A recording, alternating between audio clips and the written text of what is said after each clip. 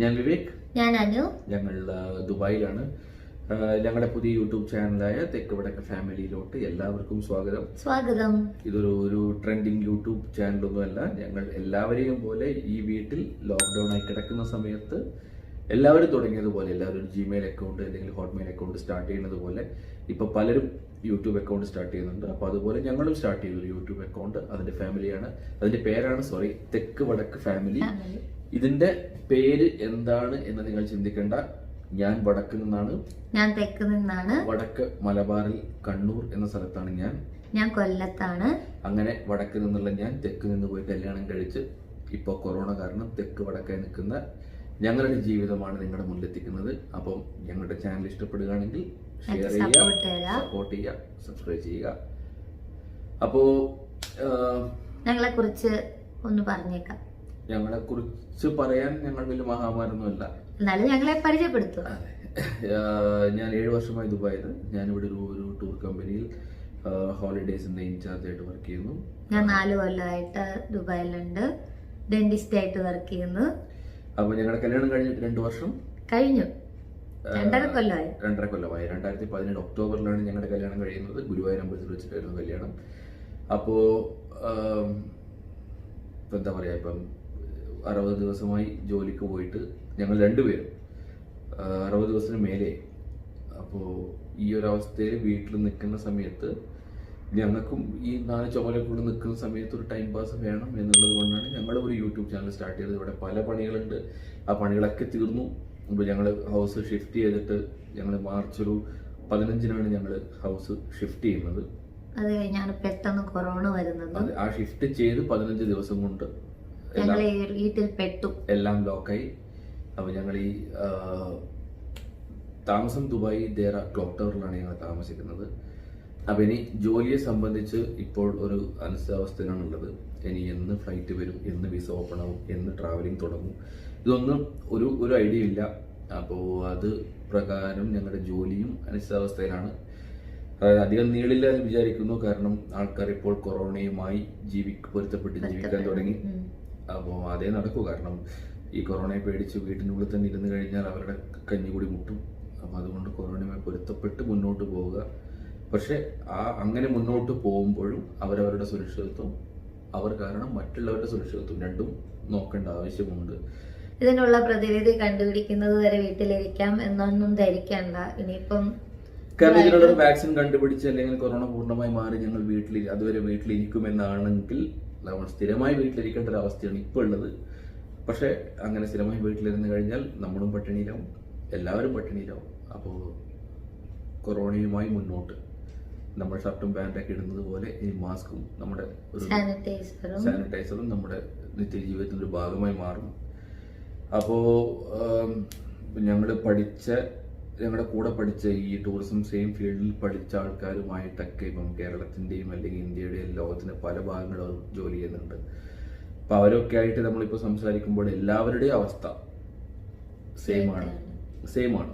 ഒരാൾക്ക് പോലും ഈ ഒരു ഇൻഡസ്ട്രിയിൽ, അതായത് ഒരു ട്രാവൽ ടൂർ ഇൻഡസ്ട്രിയിൽ ഇനി ഒരു അനിശ്ചിതാവസ്ഥയിൽ നിൽക്കുകയാണ്. അത് നാളെ മറ്റന്നാൾ അല്ലെങ്കിൽ ഇന്ന് ഒരു ഐഡിയ ഇല്ല. അപ്പോൾ ഓൾട്ടർനേറ്റ് ആയിട്ട് വേറെ ഒരു ജോലി അല്ലെങ്കിൽ വേറൊരു മേഖല തിരഞ്ഞെടുക്കണം, അല്ലെങ്കിൽ തിരഞ്ഞെടുത്തേ പറ്റൂ എന്നാണ് പലരുടെയും സജഷൻ.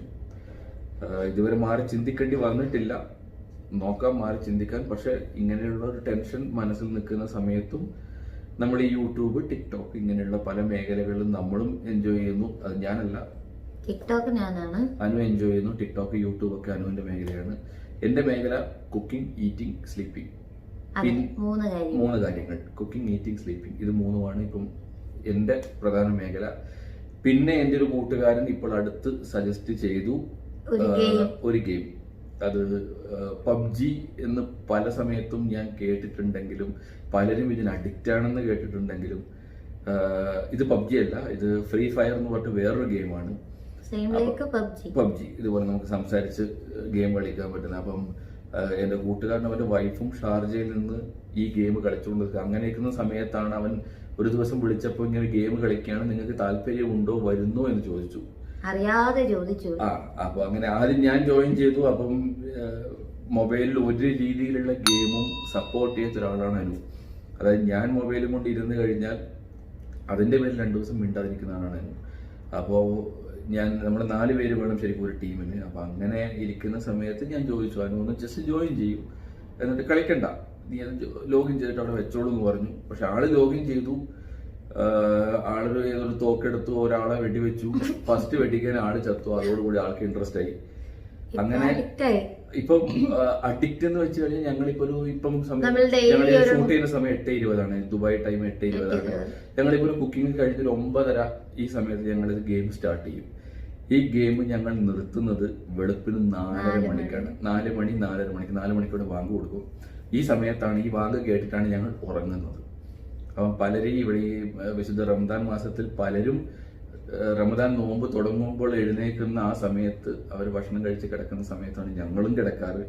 അപ്പൊ ഇതൊരു അഡിക്റ്റായി മാറിയിട്ടാണ്. ഇപ്പൊ ഉച്ചക്ക് ഞങ്ങൾ എഴുന്നേൽക്കുന്ന സമയം എന്ന് വെച്ച് കഴിഞ്ഞാൽ 12 മണി 1 മണി ഈ സമയങ്ങൾക്കിടയിലാണ് ഞങ്ങൾ എഴുന്നേക്കാറ്. അപ്പൊ ഈ സമയത്ത് ഞങ്ങൾ എഴുന്നേറ്റ് പല്ല് തേച്ച് ചായയോ അല്ലെങ്കിൽ ചോറോ എന്താ വെച്ചാൽ കഴിച്ചു കഴിഞ്ഞാൽ ബ്രഞ്ച് ഒരു 3 മണിക്ക് ഞങ്ങൾ ഈ ഗെയിം സ്റ്റാർട്ട് ചെയ്ത് കഴിഞ്ഞു കഴിഞ്ഞാൽ പിന്നെ നിർത്തുന്ന ഏതാണ്ട് ഒരു 6 മണിയാണ്. ഈ 6 മണി എന്ന് വെച്ചാൽ സന്ധ്യാസമയം. വീടൊക്കെ തൂത്ത് തുടച്ച് വൃത്തിയാക്കി വിളക്ക് കത്തിച്ച് പ്രാർത്ഥിച്ച് പിന്നെ അത് കഴിഞ്ഞ് ഞങ്ങളിപ്പം ഈ ഒരു സമയം ഞങ്ങളുടെ യൂട്യൂബ് അല്ലെങ്കിൽ ടിക്ടോക്ക് ഇങ്ങനെയുള്ള കുറച്ച് സാധനങ്ങൾക്ക് വേണ്ടി ഞങ്ങൾക്ക് സമയം ചെലവഴിക്കും. ഒരു 9-9:30 വരെ ഞങ്ങൾ ഈ സമയം കൊടുക്കും. ഈ സമയം കഴിഞ്ഞ് 9:30 ഞങ്ങൾ ഈ കളി തുടങ്ങിക്കഴിഞ്ഞാൽ ഇപ്പം എന്റെ കൂട്ടുകാരനും വൈഫും ഞാനും അനു ഉള്ളതുപോലെ അനുവിന്റെ തന്നെ 2-3 കൊലീഗ്സ് ഇതിലുണ്ട്. അപ്പം ഞങ്ങൾ സ്റ്റാൻഡ് ബൈ പടയാളികൾ എന്നാണ് അവിടെ പറയാറ്. അപ്പം ഒരാളില്ലെങ്കിൽ അടുത്തയാള്. അപ്പൊ അങ്ങനെ എടുത്തിപ്പോ അവരും 3 മണി 4 മണി ഫാമിലി ആയിട്ടാണ് എല്ലാവരും താമസിക്കുന്നത്. പക്ഷെ 3 മണി 4 മണി സമയം വരെയാണ് ഇപ്പൊ ഞങ്ങളുടെ ഈ ഒരു റൊട്ടീൻ പോയിക്കൊണ്ടിരിക്കുന്നത്. പക്ഷെ ഇത് എത്രയും പെട്ടെന്ന് മാറ്റിയേ പറ്റൂ. കാരണം തിരിച്ച് ജോലിക്ക് കയറേണ്ടി വന്നു കഴിഞ്ഞാൽ ബുദ്ധിമുട്ടായിരിക്കും. കാരണം എല്ലാവർക്കും 9 മണിക്ക് ഡ്യൂട്ടി, വൈകിട്ട് 7 മണി വരെ ഡ്യൂട്ടി. അപ്പൊ ഈ 4 മണിക്ക് ഉറങ്ങി 9 മണിക്ക് ഡ്യൂട്ടിക്ക് പോകാൻ നടക്കില്ല. അപ്പം എനിക്കറിയാം ഇപ്പം പലരും നാട്ടിലുള്ള ആൾക്കാരാണെങ്കിലും പലരും ഇപ്പം PUBG അല്ലെങ്കിൽ ഇങ്ങനെയുള്ള പല ഗെയിമുകൾക്കും അഡിക്റ്റ് ആണ്. ഈ ഒരു സമയത്ത് ഒരു ടൈം പാസ് ആണ്. 4 മണി 5 മണിക്ക് ഉറങ്ങാം, രാവിലെ 10 മണി 11 മണിക്ക് എഴുന്നേക്കാം. പക്ഷെ ഇത് തുടർന്ന് പോയി കഴിഞ്ഞാൽ ഇത് പിന്നീട് നമ്മുടെ ഒരു ഡെയിലി റുട്ടീനെ ബാധിക്കുകയും ചെയ്യും. അത് നമ്മുടെ ഹെൽത്തിനെ ബാധിക്കും. പിന്നെ നമ്മൾ അതുമായിട്ട് പൊരുത്തപ്പെട്ട് പോയി കഴിഞ്ഞാൽ പിന്നെ അത് എന്താണ് നമ്മുടെ ജോലിയെ അല്ലെങ്കിൽ നമുക്ക് എഴുന്നേറ്റ് പോകാനുള്ള ബുദ്ധിമുട്ട് ഇങ്ങനെയുള്ള പല കാര്യങ്ങളിലേക്കും വരും. ഇതൊന്നും ഒരു ടെക്നിക്കൽ ഉപദേശമായിട്ട് കരുതണ്ട. ഇതൊക്കെ ഞങ്ങൾ ഇപ്പൊ ഫേസ് ചെയ്തുകൊണ്ട് നിൽക്കുന്ന പ്രോബ്ലംസ് ആണ്. അപ്പൊ ഈ ഒരു പ്രോബ്ലം ഞങ്ങൾ നോർമൽ ലൈഫിലേക്ക് പോകാൻ എന്തായാലും ഇപ്പൊ അടുത്ത് തന്നെ തിരിച്ചു വരേണ്ടി വരും. ആ തിരിച്ചു വരുന്ന സമയത്ത് ഇങ്ങനെയുള്ള പ്രശ്നങ്ങൾ ഉണ്ടെങ്കിൽ അത് മാറ്റി വെക്കുക. ഞങ്ങളും മാറ്റാൻ ശ്രമിക്കുന്നുണ്ട്. പക്ഷെ ഇന്നിപ്പോ ഞങ്ങളിപ്പോ പറഞ്ഞിരിക്കുന്നത് ഒരു 12:30-1 മണിക്കെങ്കിലും ഉറങ്ങാം എന്നാണ് പറഞ്ഞിരിക്കുന്നത്. പക്ഷെ എന്താ എന്റെ പേഴ്സണൽ പ്രശ്നം എന്താ വെച്ച് കഴിഞ്ഞാൽ ഞങ്ങളിപ്പം രാത്രി ഒരു 12 മണിക്ക് ഉറങ്ങി എന്ന് വെക്കട്ടെ, ഉറങ്ങിക്കഴിഞ്ഞാലും എനിക്ക് ഉറക്കം വരില്ല. ഞാനൊരു 3 മണി 4 മണി വരെ ഞാൻ യൂട്യൂബ് അതിൽ കുറെ ചാനലുകളുണ്ട്, അതിങ്ങനെ കണ്ടിരിക്കും.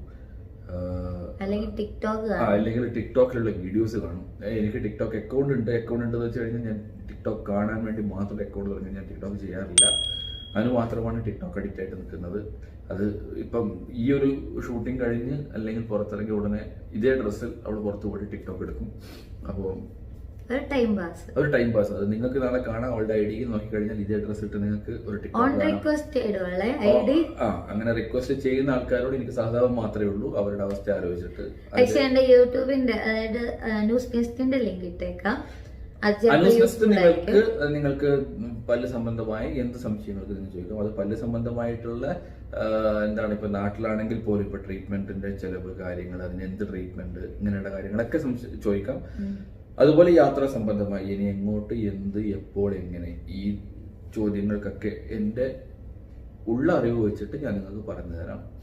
കാരണം ഈ ഒരു ലോക്ക്ഡൗൺ കഴിഞ്ഞു കഴിഞ്ഞാൽ പലരും അത് ഈ ലോക്ക്ഡൗൺ ഫിനാൻഷ്യലി എഫക്റ്റ് ചെയ്യാത്ത ആൾക്കാർ, ഫിനാൻഷ്യലി എഫക്റ്റ് ചെയ്ത ആൾക്കാർ ഒന്ന് സ്റ്റേബിൾ ആവാൻ വേണ്ടി ഇനിയും എടുക്കും 4-5 മാസം അല്ലെങ്കിൽ 5-6 മാസം മിനിമം എടുക്കും അവരൊന്ന് സ്റ്റേബിളായി കിട്ടാൻ വേണ്ടിയിട്ട്. അതല്ല വലിയ എഫക്റ്റ് ഒന്നും ആവാത്ത ആൾക്കാരുണ്ടാവും. അപ്പം അങ്ങനെയുള്ളവർക്ക് ഒരു യാത്ര അനിവാര്യമായിരിക്കും ഫാമിലിയുമായിട്ട്. അപ്പം അങ്ങനെയുള്ളവർ തീർച്ചയായും നിങ്ങളുടെ എന്ത് സംശയങ്ങളുണ്ടെങ്കിലും ചോദിക്കുക. അതുപോലെ നിങ്ങളുടെ ഫാമിലി അല്ലെങ്കിൽ ആരെങ്കിലും ദുബായിലോട്ട് വരുന്നുണ്ടെങ്കിൽ അവർക്ക് ദുബായിലോട്ട് ഇനി എങ്ങനെ വരാം, ദുബായ് വന്നു കഴിഞ്ഞാൽ ഇനി എങ്ങനെ എന്നുള്ള എല്ലാ കാര്യങ്ങൾക്കും സംശയങ്ങൾ ചോദിക്കാം. അപ്പം ഈ ഒരു വീഡിയോ നിങ്ങൾക്ക് ഇത് ജസ്റ്റ് ഒരു ഇൻട്രോ വീഡിയോ ആണ്. ഞങ്ങൾ ഇന്ന് തുടങ്ങുന്നേ ഉള്ളൂ. ഈ തുടക്കം ഇനി അങ്ങോട്ട് നിങ്ങളുടെ എല്ലാവരുടെയും സപ്പോർട്ടും സഹകരണത്തോടും കൂടി മുന്നോട്ട് പോകുമെന്ന് വിചാരിക്കുന്നു. എല്ലാവരുടെയും സപ്പോർട്ട് ഞങ്ങൾക്ക് ആവശ്യമുണ്ട്. അപ്പൊ എല്ലാവരും ഞങ്ങളെ സപ്പോർട്ട് ചെയ്യുക. അതുപോലെ നിങ്ങൾക്ക് ഇനി ഞാനായിട്ട് ഉണ്ടാക്കുന്ന പാചകങ്ങൾ, അതായത് ഞാനായിട്ട് ഉണ്ടാക്കുന്ന വിഭവങ്ങൾ, പിന്നെ നമ്മുടെ ഹോം ടൂറ്, പിന്നെ ഒരു കുറെ വീഡിയോ ഞങ്ങൾ പ്ലാൻ ചെയ്ത് വെച്ചിട്ടുണ്ട്. ഇപ്പൊ അതിന് വരച്ച കുറെ ചിത്രങ്ങൾ, അത് വരയ്ക്കുന്നത് എങ്ങനെ, പിന്നെ എനിക്കുള്ള എല്ലാവർക്കും വരക്കാം. ഇപ്പം കുഞ്ഞു കുഞ്ഞു വിശേഷം. ഇപ്പം സത്യം പറഞ്ഞാൽ ഈ ഒരു ചിത്രകാരന്മാര് അവർ കഷ്ടപ്പെട്ട് വരയ്ക്കുന്നതിനെ ബഹുമാനിച്ചുകൊണ്ട് പറയാണ്. ഇപ്പൊ അനു ഇപ്പൊ ഒരു തെർമോക്കോൾ പ്ലേറ്റിൽ ഒരു ചിത്രം വരയ്ക്കുന്നത് ചില സമയത്ത് എനിക്ക് തോന്നിയിട്ടുണ്ട് ഇത്ര സിമ്പിൾ ആണോ എന്നുള്ളത്. പക്ഷെ അത് തുടങ്ങി കഴിയുമ്പോഴാണ് നമുക്ക് മനസ്സിലാവും വളരെ കഷ്ടപ്പാടാണെന്ന്. അപ്പം അതിനു വേണ്ടി ഇപ്പോൾ ഒരു ചിത്രം വരയ്ക്കണമെങ്കിൽ അതിന് എന്തൊക്കെ വേണം, അതിനെന്തൊക്കെയാണ് അതിന്റെ ഒരു ഫോളോ അപ്സ്, ബേസിക്സ്, ഈ കാര്യങ്ങളൊക്കെ വലിയ എക്സ്പേർട്ട് അല്ല. അവിടെ വരച്ച ചിത്രങ്ങൾ കാണുമ്പോൾ നിങ്ങൾക്ക് തന്നെ മനസ്സിലാവുള്ളൂ വലിയ എക്സ്പേർട്ട് ഒന്നല്ല എന്നുള്ളത്. ഇപ്പൊ നിങ്ങൾക്ക് എന്റെ പുറകെ കാണാം, ഒരു ഔട്ട്ലൈൻ കാണാം. ഇതിനെ പറ്റിയൊക്കെ ഞങ്ങൾ കൂടുതൽ കാണിച്ചു തരാം നിങ്ങൾക്ക്. ക്യാൻവാസ് പെയിന്റിങ്ങും അതേപോലെ ഈ തെർമോക്കോൾ പ്ലേറ്റിലുള്ള പെയിന്റിങ്ങും ഇതൊക്കെ വെച്ചിട്ട് ഞങ്ങൾ കാണിച്ചു തരാം. അപ്പം വരും ദിവസങ്ങളിൽ കൂടുതൽ വീഡിയോകളും കൂടുതൽ വിശേഷങ്ങളും അതെ, നിങ്ങൾ ഞങ്ങളെ സഹിക്കും എന്നുള്ള വിശ്വാസത്തിൽ ഞങ്ങൾ ഇപ്പോൾ സൈൻ ഓഫ് ചെയ്യുന്നു. അപ്പൊ എല്ലാവരും വീട്ടിലിരിക്കുക, നിങ്ങളുടെ ചുറ്റുമുള്ളവരുടെ ആരോഗ്യം നോക്കുക. അപ്പം stay home, stay healthy. By.